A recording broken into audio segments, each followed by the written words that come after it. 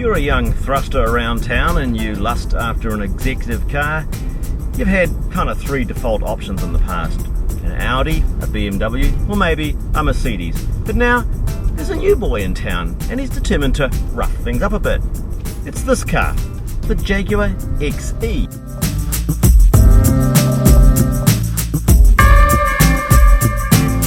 BMW, Audi, Mercedes, Jaguar's after your customers.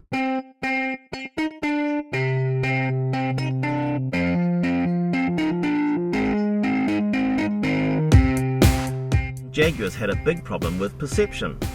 It's always been seen as a bit of an old man's car, you know, the pipe and slippers, all that sort of carry on. Well, it hasn't been that way for a number of years. In fact, the cars have been as good as anything from anywhere else in the world for a long time now. But you know how it is. Perception lags so much behind reality. Maybe to reduce that lag, the best thing to do is to bolt on a supercharger. And that's what they've done. Jaguar has given me the XE-S, the supercharged engine. The 3-litre V6 up front in this XE is the same motor that comes from the F-Type, the beautiful looking Jaguar 2-door coupe.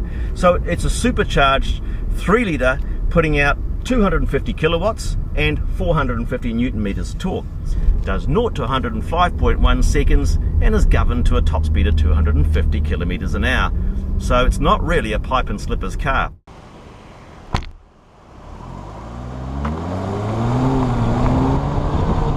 With its long nose and its truncated tail, it's got that leaping Jaguar look.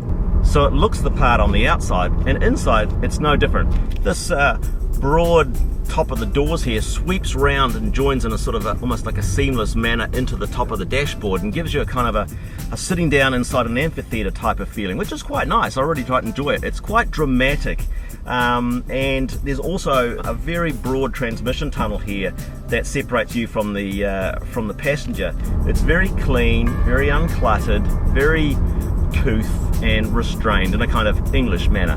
It's a driver-oriented cockpit, much like the other cars in this class are. There's some party tricks. It's got this rotary transmission dial that when you power up the car, arises out of the center console.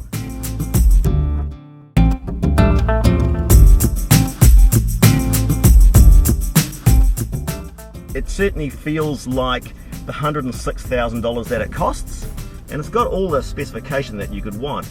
Got electric parking brake with hill start assist, intelligent start stop, 4 different drive modes. It's got automatic headlights, parking sensors front and rear, rain sensing, windscreen wipers, a rear view camera, blind spot alert, lane departure warnings, xenon headlights, sport suspension, torque vectoring system, 19-inch Venom 5-spoke alloys, twin tailpipes, red brake calipers. Of course you get the all-important S badging on the grille and boot lid, and the window surrounds are in black. A Jaguar looks good at the golf course, and to a certain extent the golf course has been Jaguar's natural hunting ground. But this XE with its energetic power plant and its tight body lines and its lovely modern interior is just at home, frankly, at the skate park. This car really flies. It feels very strong, and the 8-speed transmission means that there's pretty much the right ratio on hand all the time in every situation. So sometimes it's a little bit slow to make up its exact mind as to where it wants to be in the transmission range, but generally it's very creamy. It's very well suited to the rest of the dynamics of this car. The suspension feels pretty agreeable, actually. I would have thought that being the hyper performance version of the XE, that this car might feel tightly sprung, a little bit fidgety, a little bit nervous, but I haven't noticed that at all. Space wise, yeah, it's certainly driver and front passenger oriented. There is plenty of room in the back. I had thought that maybe if I was sitting in the front, my knees might be touching the backs of the front seats as a back seat passenger, but not the case. Things I don't like about the XE, I don't like all the piano black. It's just so impossible to keep clean. As soon as you touch something or go near something even, it seems to smudge up. I I don't like the transmission clunks that I hear every now and again when I select park or move into drive from park.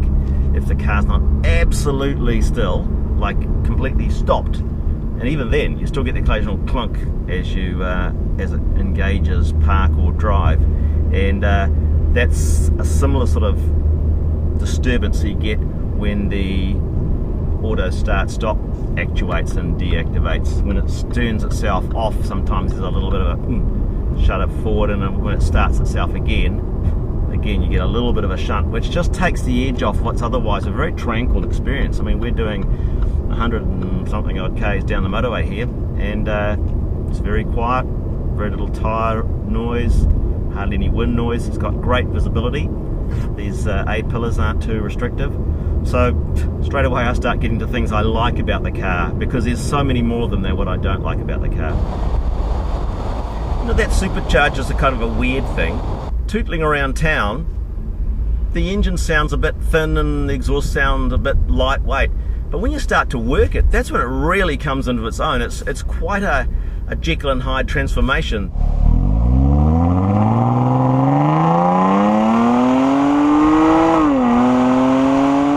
The more you pump this car harder, the more rewarding the engine note sounds and the exhaust note sounds, and the whole thing seems to coalesce into a kind of a purposeful whole.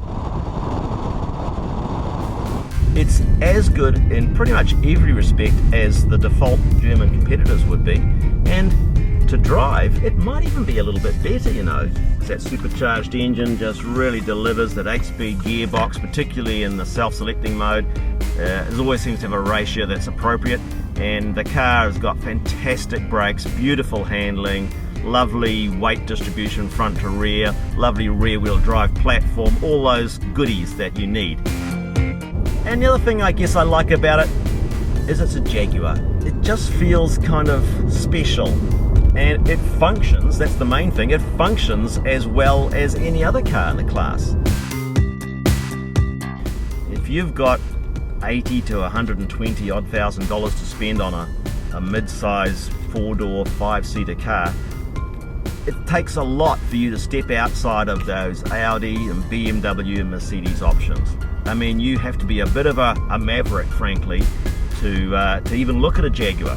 But if anything is going to make a person jump from one of those other brands and become a conquest sale for Jaguar, it's going to be this car, because it drives so beautifully. In terms of performance, it's right up there. In terms of specification, it's right up there. In terms of build quality, it's up there. And it's not that you have to just suck up some compromises to buy a Jaguar these days. In the old days, yeah, maybe, but not anymore. I'm really glad that the XE, particularly the supercharged version, is just so good.